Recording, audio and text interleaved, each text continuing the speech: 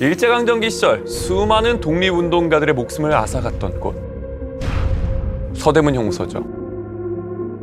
대한독립투쟁의 성지인 이곳, 독방에서 똑똑딱딱 이런 소리가 울려 퍼지기 시작합니다. 이 소리의 정체는 바로 독방에 갇힌 우리 독립투사들이 벽을 치며 내는 소리였죠. 일본의 눈과 귀를 피해 이상한 행동을 했던 이유는 무엇이었을까요? 바로 비밀 암호였습니다.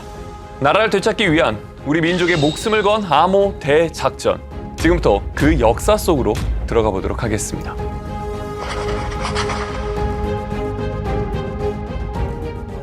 신일고등학교에서 학생들과 역사를 공부하고 있는 교사 김준우입니다. 서대문 형무소에 가면 귀를 대고 벽을 두드리는 모습을 한 밀랍 인형을 볼 수 있습니다. 밀랍 인형의 주인공은 도산 안창호 선생님과 진원 김정년 선생님이죠. 이들의 이 행동에는 깊은 의미가 숨어 있습니다. 바로 감옥 안에서도 일본의 눈을 피해 대화를 나누려고 암호를 주고받은 것이죠. 이를 타벽, 벽을 치고 통보, 알렸다, 타벽 통보법이라고 부릅니다. 형무소 안에서는 수감자들끼리 대화가 철저하게 금지되어 있었기 때문에 벽이나 나무 바닥을 두드려 수감자들끼리 정보를 교환했던 비밀 의사소통 방식입니다. 주먹으로 두드리고 손바닥, 손가락 정도에 따라 소리의 크기와 강도가 달라지는 것을 이용한 것이죠. 타벽 통보법은 벽을 두드리는 숫자와 세기에 따라 자음과 모음을 구분해 의사를 전달하는 방식인데요. 자음은 얇게 딱 하고 두드리는데 한 번이면 기역, 두 번이면 니은, 세 번이면 디귿 이런 식으로 자음을 배열해 나갑니다. 모음은 두껍게 똑 하고 두드리는 것이죠.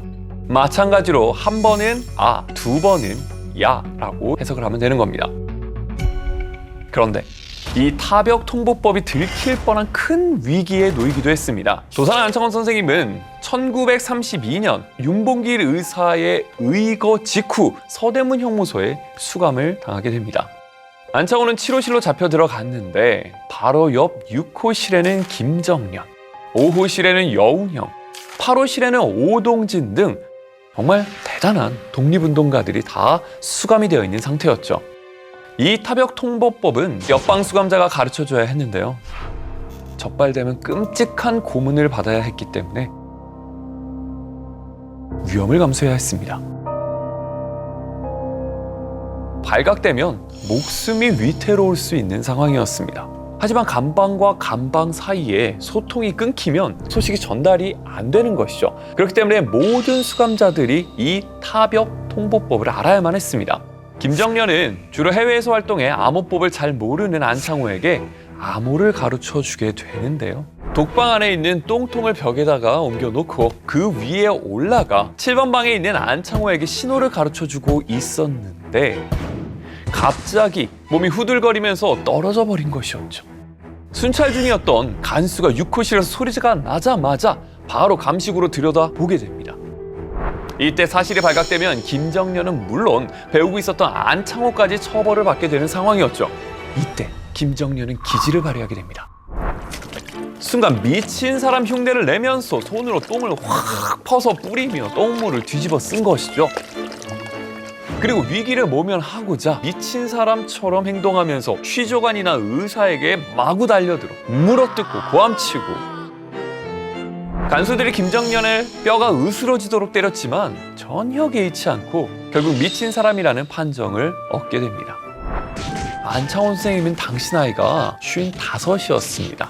38살의 김정년 본인 혼자 고통을 당하고 온 것으로 끝났던 것이죠. 미친 사람 판정을 받자 나는 도산 선생님을 생각하고 오히려 기쁜 마음을 금할 수 없었다. 뼈가 으스러지도록 구타를 당했지만 독립운동의 지도자인 도산 선생을 보호해야 한다는 일념으로 기쁜 마음으로 참아냈다라는 것이죠. 독립운동가들이 한글의 자음과 모음을 사용했는데요. 이 한글을 암호로 사용했던 건 조선시대 때부터였습니다. 조선왕조실록의 성종실록에 보면 이러한 기록이 나와 있습니다.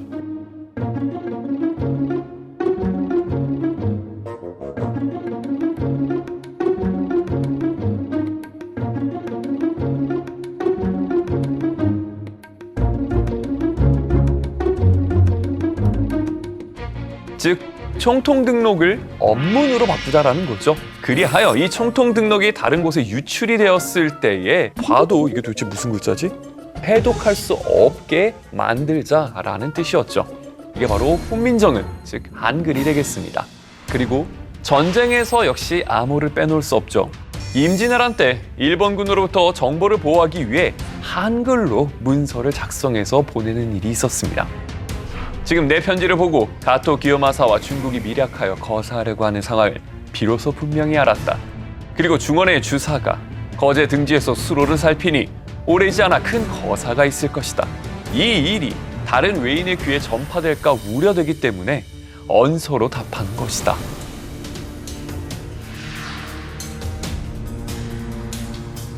한글 자체가 이제 암호로서 정보를 숨기는 기능을 갖고 있었던 것입니다.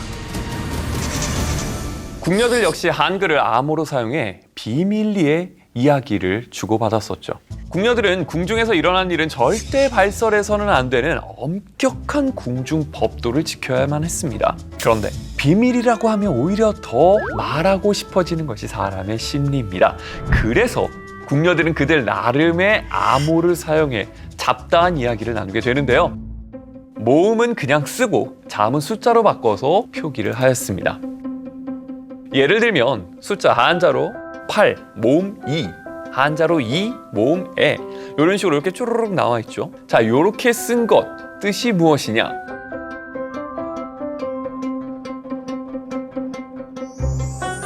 이내시 추상궁과 밀회.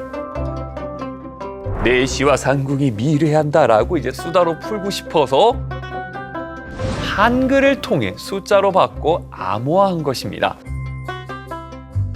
단순한 암호였지만 답답한 궁중 생활의 하나의 활력으로 작용하게 됩니다. 이렇게 한글을 암호로 사용했던 방식은 일제강점기까지 이어져 독립운동에도 영향을 끼쳤죠.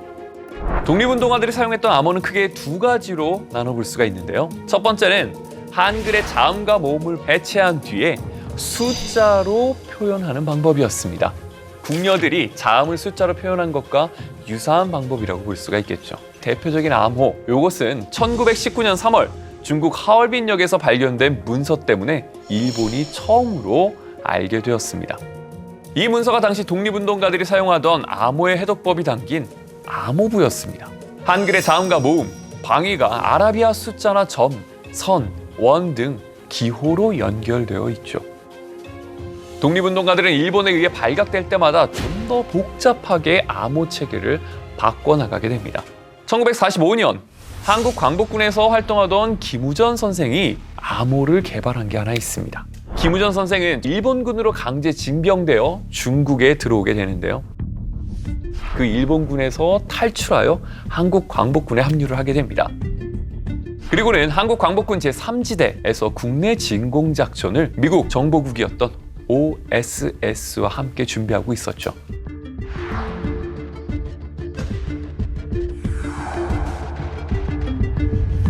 김우전 선생님이 만든 암호가 바로 WK 암호입니다. WK, 우전, 킴. 김우전 선생님의 이름을 따서 암호 이름을 붙인 것이었죠. 모든 글자를 네 자리로 바꾼 게 기본 원리로 자음은 11부터 24까지, 쌍자음은 25부터 29까지, 모음은 30부터 39까지, 복합모음은 40부터 49까지, 받침은 0011부터,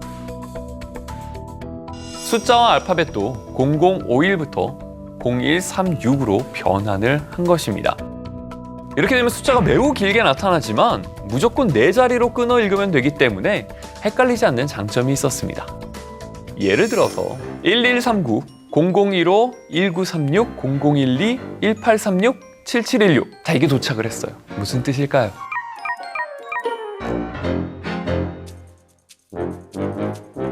자, 이거를 해석하자면 네 자리씩 끊어가지고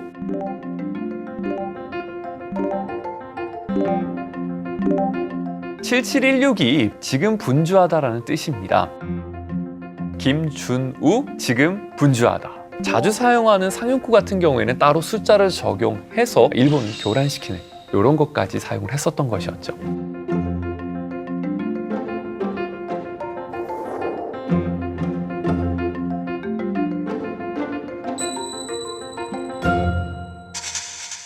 암호를 만드는 두 번째 방법, 자음과 모음의 배열을 바꿔가지고 새로운 단어로 조합하는 방법도 사용이 되었습니다. 먼저 자음만 바꾸는 방식은 자음을 차례대로 배열을 하고 그 밑에 자음을 거꾸로 배치해서 대체한 방법도 있었는데요.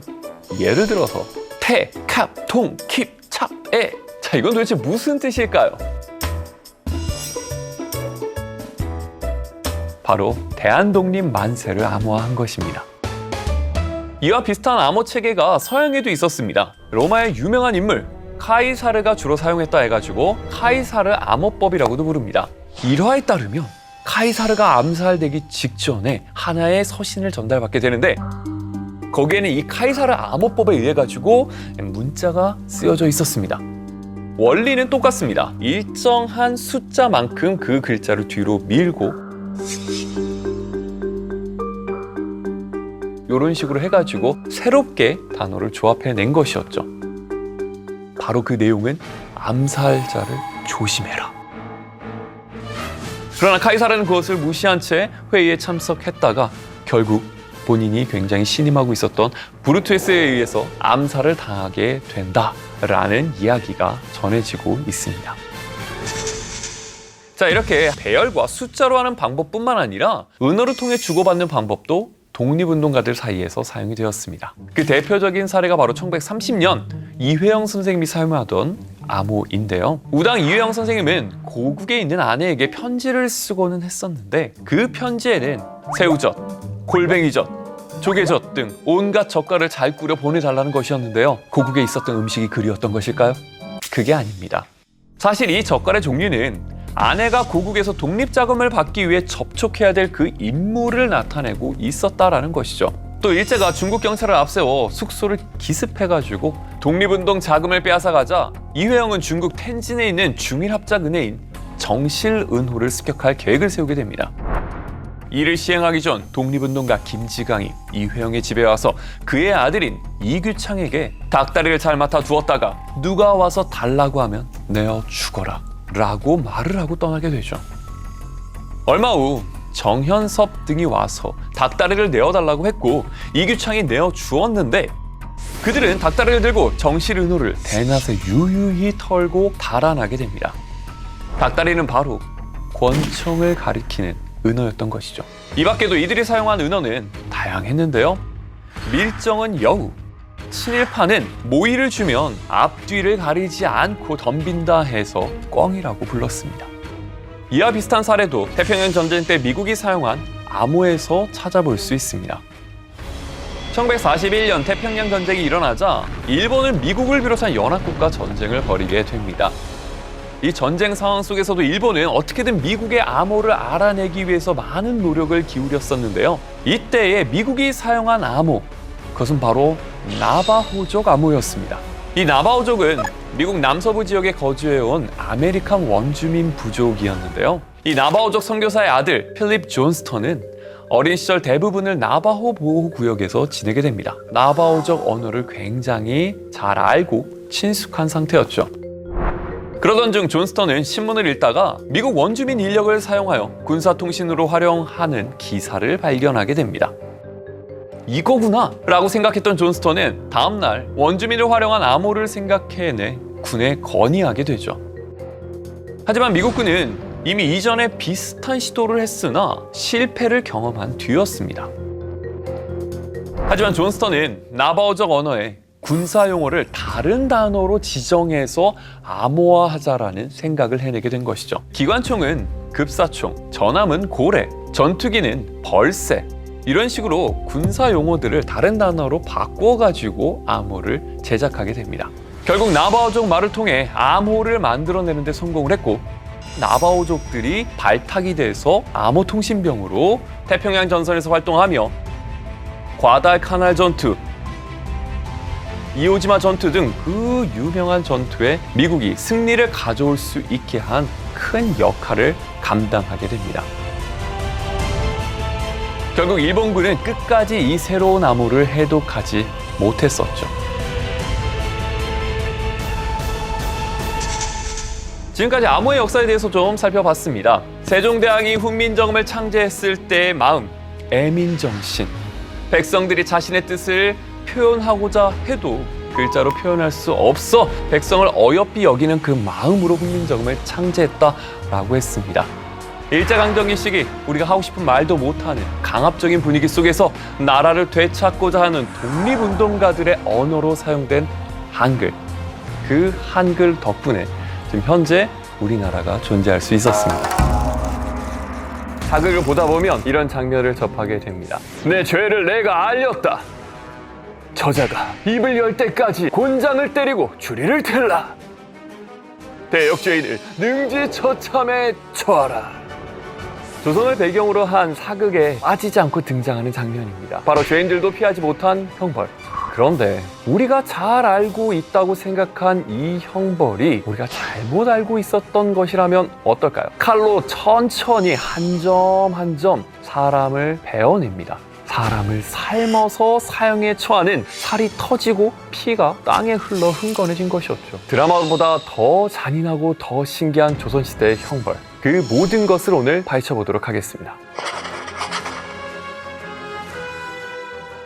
조선시대 형벌은 중국의 명률을 이어 적용해 일반적으로 실시가 되었습니다. 명나라의 형률은 기본적으로 5가지로 구성이 되어 있는데요. 태, 장, 도, 유, 사죠. 태는 10대, 20대, 30대, 40대, 50대를 맞는 형벌. 장은 60대부터 100대까지 때리는 형벌. 도는 관청에 배속하여 일을 시키는 노역형인데요. 항상 장형이 같이 따라 붙어가지고 시행이 됩니다. 유는 유배형인데요. 죽을 때까지 인간 사회에서 격리시키는, 오늘날로 따지자면 무기징역 얘기가 되겠습니다. 여기도 역시나 마찬가지로 장형 100대가 기본적으로 같이 추가가 됩니다. 사형은 공식적으로 2가지가 있습니다. 하나는 교형이고 하나는 참형인데요. 교형은 목을 졸라 죽이는 거, 참형은 목을 잘라 죽이는 거죠. 그런데 실제 형벌을 운영할 때에는 조선의 실정에 맞게 여러 가지 형벌을 가중하거나 변형, 만들어 썼습니다. 조선 특유의 각종 형벌을 만들어 사실상 더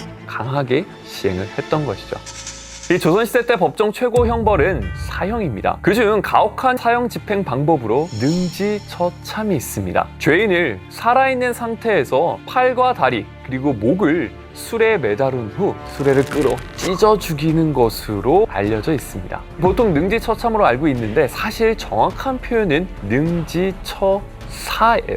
이 능지처사는 중국에서부터 전해져 온 형벌인데요. 근데 원래 중국에서 행해지는 능지처사는 수레에 매달아서 사지를 찢는 형벌이 아닙니다. 중국에선 이것을 거열형이라고 부릅니다. 근데 이 거열형이 우리나라에 들어오면서 능지처사로 바뀌게 된 것이죠.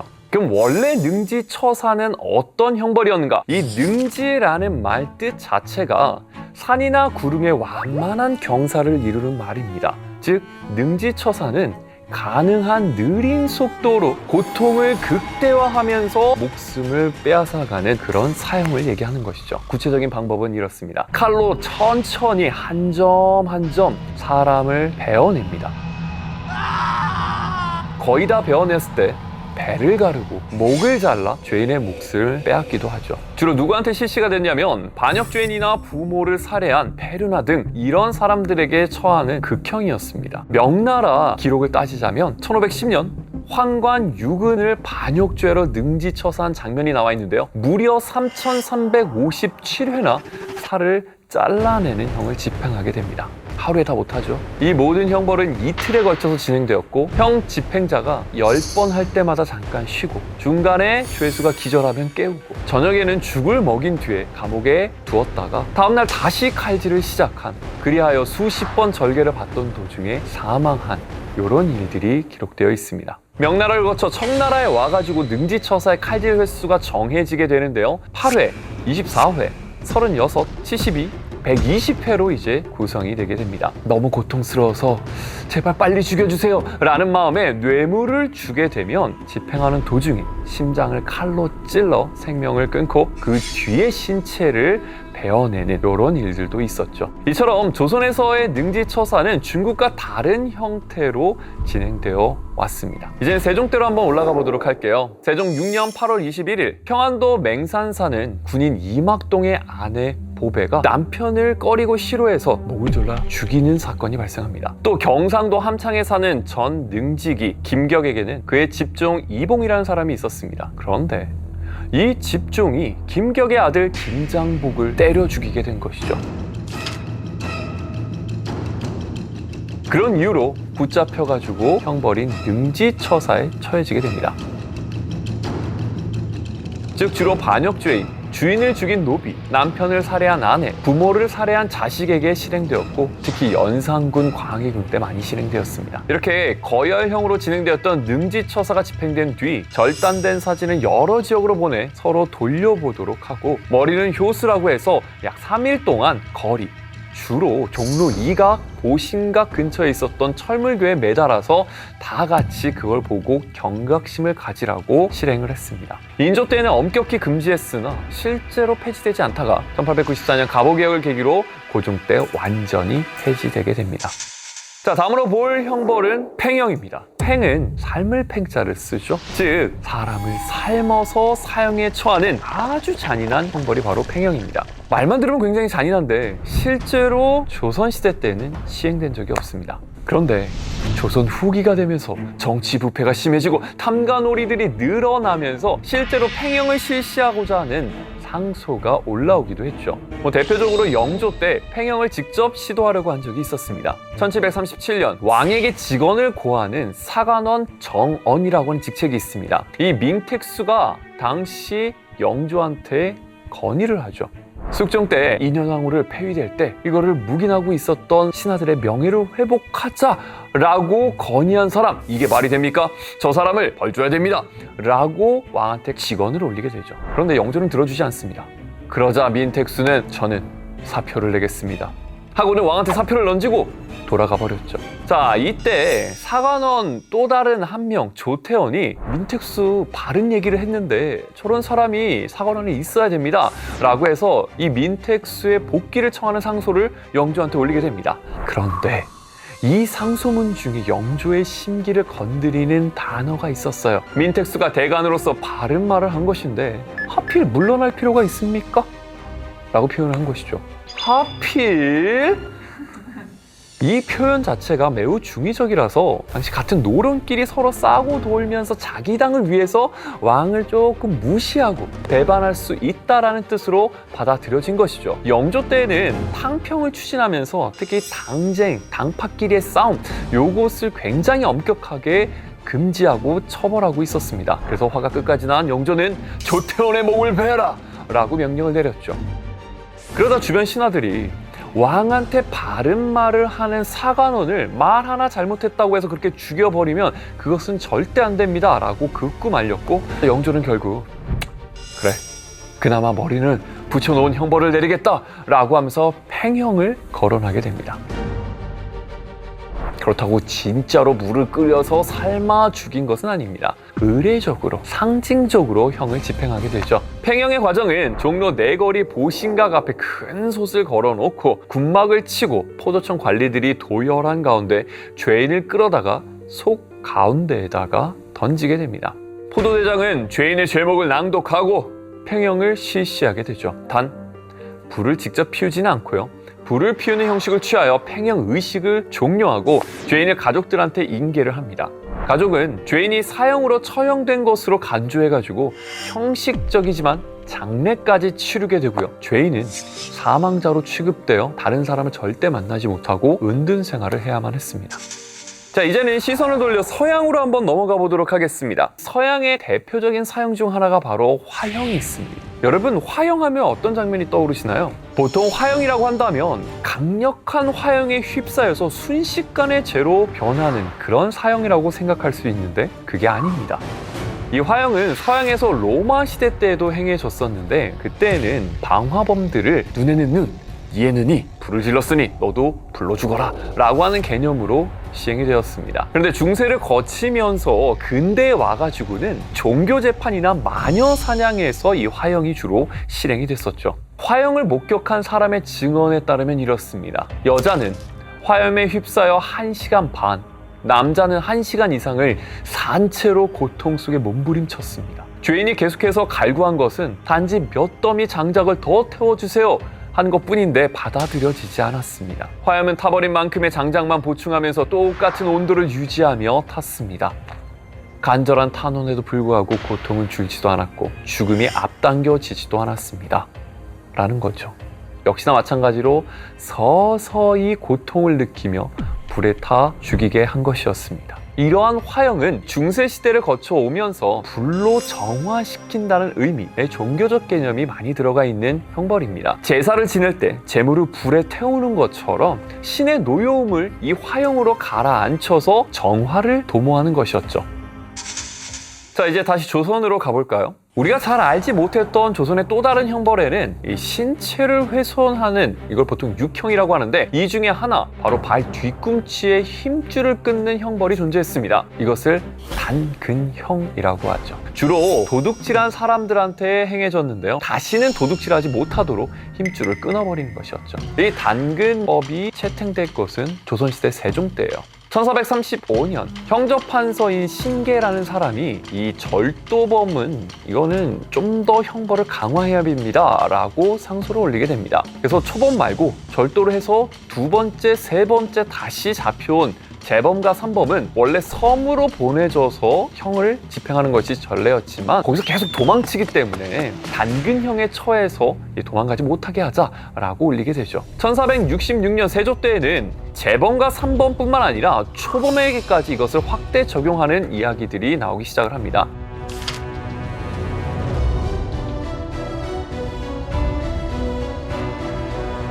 그리고 결국 중종 때 이 형벌은 사라지게 되죠. 저자를 곤장 100대에 처하도록 하라, 이런 얘기 들어보셨을 겁니다. 원래 명률에 따르면 매를 맞는 형벌은 태와 장입니다. 이 태형과 장형에 있어서의 차이는 때리는 도구의 차이가 있는데요, 태는 길이가 1m를 넘고 지름이 1cm가 안 됩니다. 장은 태보다 지름이 약간 넓을 뿐 외형적으로는 크게 차이가 없죠. 그런데 곤장은 좀 차이가 있습니다. 곤장은 길이가 최소 1.5m가 넘고 배를 젓는 노와 같이 널쩍하게 생겨 그 타격의 강도가 비교할 수 없을 정도로 강력하죠.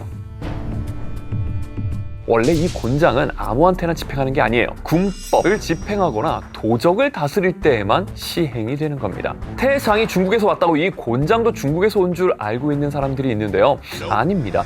곤장이 언제부터 보이냐면 바로 영조 때 제정된 속대전 그리고 영조실록에 규정이 나타나 있죠. 그리하여 이 곤장은 조선 후기에 비로소 우리나라에서 시행되었구나 라는 것을 알 수가 있습니다. 그래서 사극에 봤을 때 조선 전기 혹은 고려시대, 삼국시대 때 곤장을 맡고 있다? 이건 명백한 오류인 거죠. 실제 곤장 집행 장면은 눈뜨기 어려울 정도로 굉장히 참혹했습니다.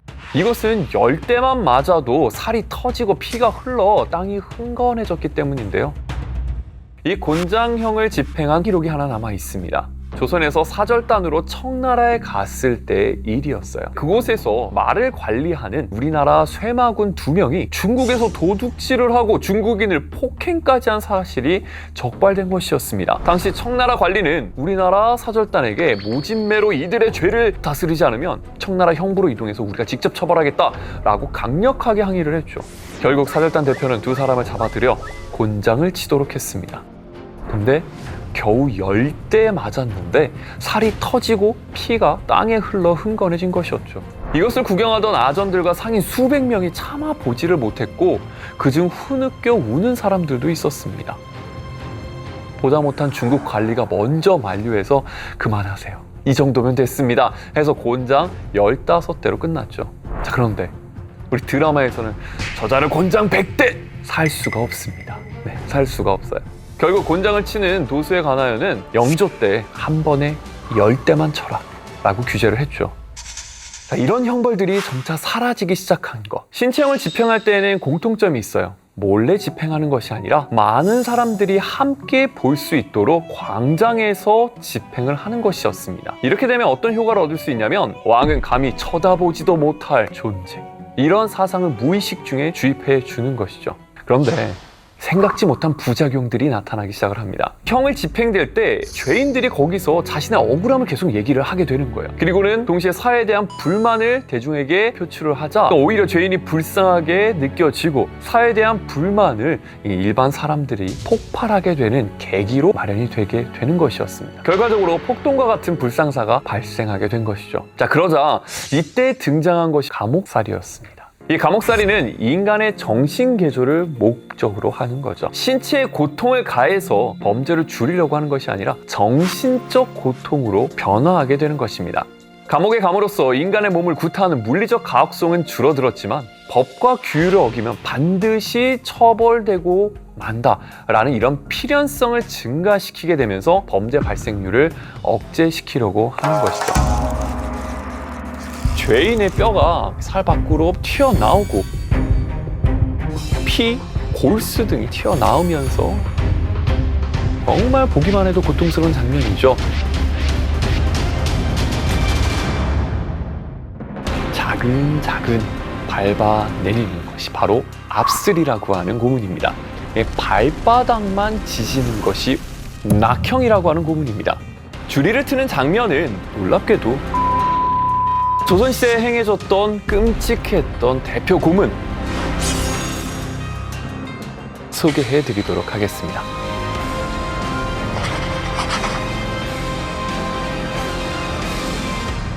조선시대 때 자백을 얻으려고 법에 정해진 고문 외에 잔혹한 고문이 행해졌다는 사실 알고 있나요? 이 고문으로 자백을 받은 후 이를 유죄 증거로 사용했었죠. 그렇기 때문에 관리들은 서슴지 않고 고문을 행하는 폐단이 일어나기도 했습니다. 기본적인 고문은 막대기를 가지고 사람을 때리는 거였습니다. 이것을 신장이라고 하죠.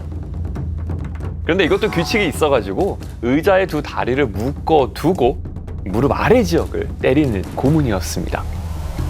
그런데 피의자가 자백을 하지 않는다? 자, 그러면은 다음 단계로 고문이 넘어가게 됩니다. 조선시대에 행해졌던 끔찍했던 대표 고문, 이 세 가지를 소개해 드리도록 하겠습니다. 여러분들 가끔 사극에서 보면은 고문 장면이라고 하면 무엇이 가장 먼저 떠오르세요?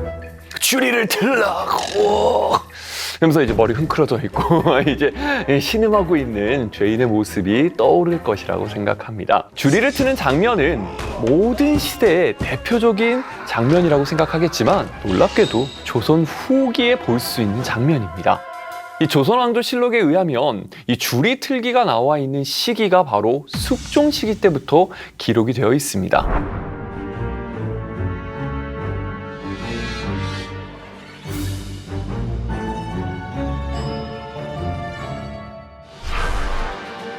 그래서 조선 후기인 17세기경부터 행해졌다고 보는 것이 많은 사람들의 의견이죠.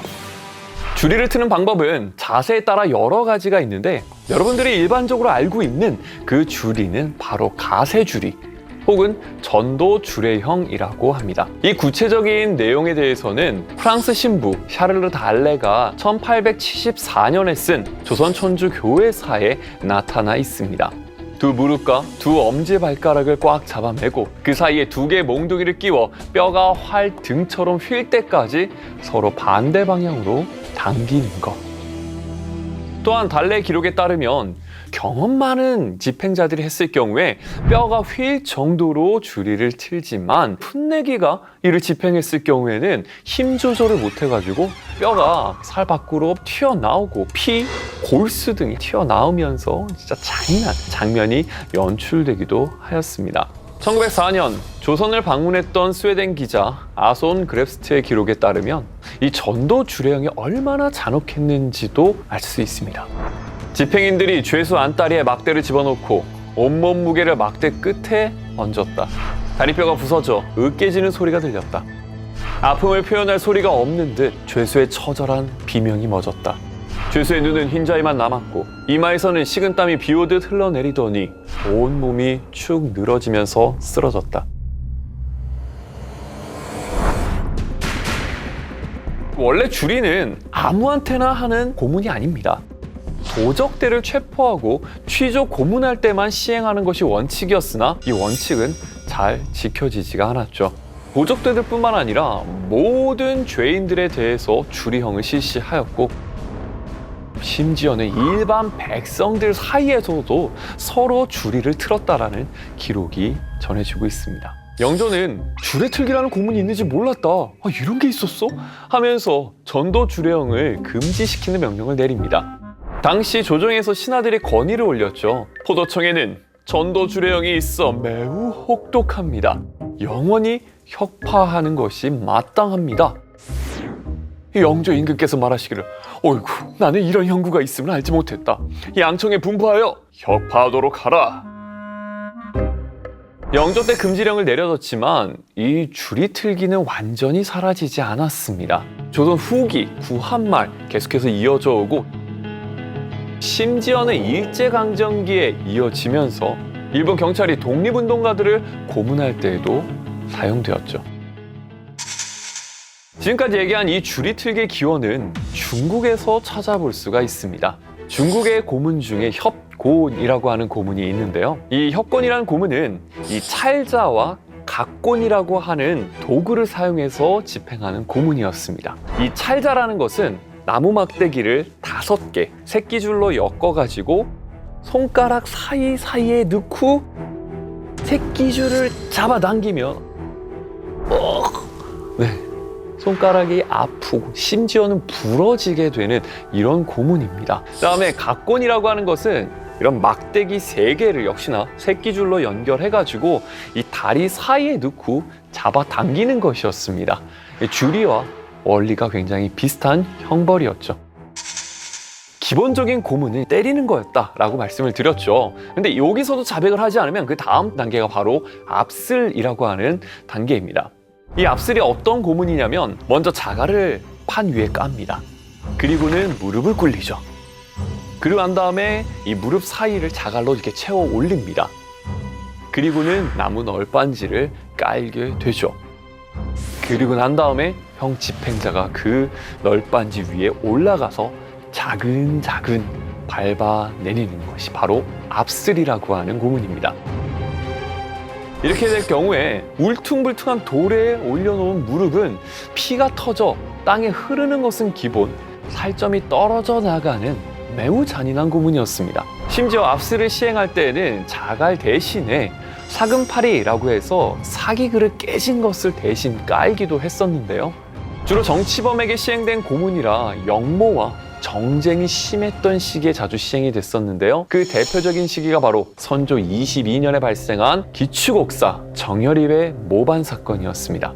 이 정여립이 모반을 꾀한다라는 사실이 조정에 들어가자 여기에 대해서 대대적인 조사에 들어갔는데요. 이때 총대를 메고 조사를 했던 사람이 바로 송광 정철 선생님이었습니다. 서인의 대표였던 송광 정철은 동인 측 인사들을 조사하는 과정 속에서 무자비한 고문을 자행하게 됩니다. 동인 내 강경파였던 이발의 10살짜리 아들, 당연히 반역죄와 관련이 없죠. 그런데 연좌죄를 적용해가지고 이 10살 아이를 데려와서 압슬을 시행했던 것이죠. 결국 이 아이는 고문을 받다가 죽게 되었습니다. 이처럼 워낙 잔인한 형벌이라 이미 1417년 태종 때에 압슬을 시행할 때 처음에는 2명이 올라가고 그래도 자백하지 않으면 4명이 올라가고 6명이 올라갈 수 있도록 규정을 좀 해놨습니다. 그리고 시박, 강도, 살인 외에는 압슬을 하지 못하도록 규정을 상세하게 마련해 두었었죠. 결국 영조 때 이 압슬도 폐지가 됩니다. 근데 그 이유가 무엇이냐? 바로 자신이 저지른 압슬형이 이건 너무 잔혹했구나 라고 깨닫고 후회했기 때문이에요. 사건은 이렇습니다. 영조가 자신의 이복형인 경종의 능에 행차하던 때에 이천해라는 자가 영조 어이 앞에 뛰어들어 경종 독살설을 제기한 것이에요. 사실 영조의 가장 큰 컴플렉스가 바로 경종 독살설이었거든요. 이에 화가 머리끝까지 났던 영조는 24번에 걸쳐 압슬을 시행하게 됩니다. 그리고 그날로 처형시켜버렸죠. 그런데 뒤늦게 내가 신분이 너무 가혹했다 라고 이 후회가 밀려들어 더 이상은 압슬을 가해 신문하지 말라 라고 명령을 내리게 됩니다. 서양에서도 압박을 가하는 고문이 존재했었는데요. 전신, 특히 가슴을 압박하여 고문을 행했습니다. 죄인을 바닥에 눕히고 그 위에 문짝 같은 판을 얹고 그 위에 무거운 돌을 얹거나 사람이 올라타는 거죠. 결국 가슴을 압박해 숨을 쉴 수 없게 하거나 갈비뼈를 부숴 자백을 받아내는 형태였습니다. 이 방식으로 사형을 집행하기도 했었죠. 대표적인 사례가 바로 1586년 영국에서 일어난 사례입니다. 영국에서는 당시 엘리자베스 1세가 통치하고 있었던 시기였는데요. 로마 가톨릭 미사를 금지하는 명령을 내리게 됩니다. 가톨릭 사제들은 목숨이 위험해진 상태에 처하게 된 것이에요. 그런 사제들을 안타깝게 여겨 당시 마르가리타 클리테로라고 하는 여성이 자신의 집에 사제들을 숨겨주게 됩니다. 그런데 어느 날 그 집을 급습해가지고 재판으로 이 여인을 회부시켜버렸죠. 결국에는 처형 명령이 내려지게 되었고요. 약 356kg의 무거운 돌을 얹어 약 15분 만에 압사시켜버렸습니다.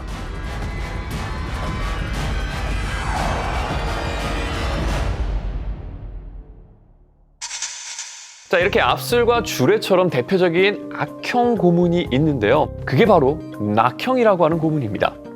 여러분들이 사극에서 보면 이 죄인을 심문할 때 간혹 가다가 불에 달군 쇠붙이를 지지는 장면이 나옵니다. 정말 보기만 해도 고통스러운 장면이죠.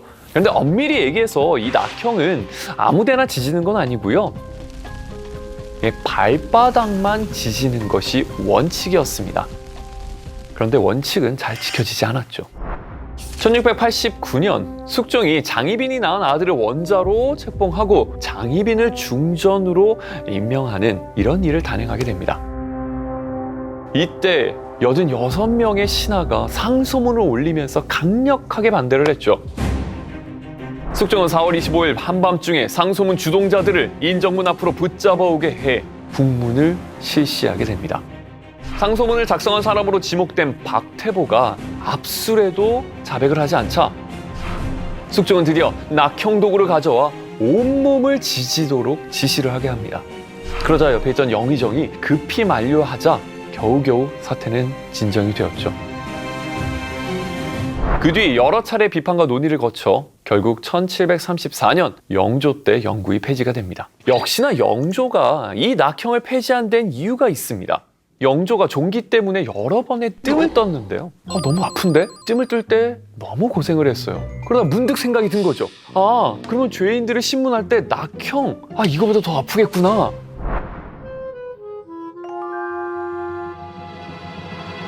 이어 무신령 국문할 때 죄수의 일을 생각하면 마음이 아프다 하면서 낙형을 금지했다라는 기록이 조선왕조실록에 남아 있습니다. 이 낙형의 기원을 올라가면 역시나 또 중국으로 올라갈 수 있습니다. 중국의 상나라 시대, 예전에는 은나라라고 불렀는데요. 그때의 마지막 왕이었던 주왕이 자신이 총애하던 애첩, 달기를 기분 좋게 해주기 위해서 도입된 형이라고 얘기를 하죠.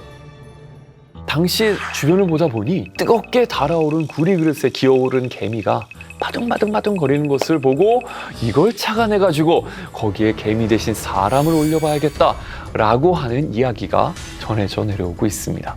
그리고 중국에서 17세기 명나라 때에는 홍수회라고 하는 신발이 등장하게 되는데요. 글자 그대로 풀이하자면 붉은 자수의 신발이라고 생각되지만 사실은 불에 달고 시뻘개진 그 신발을 지칭한 것이었습니다.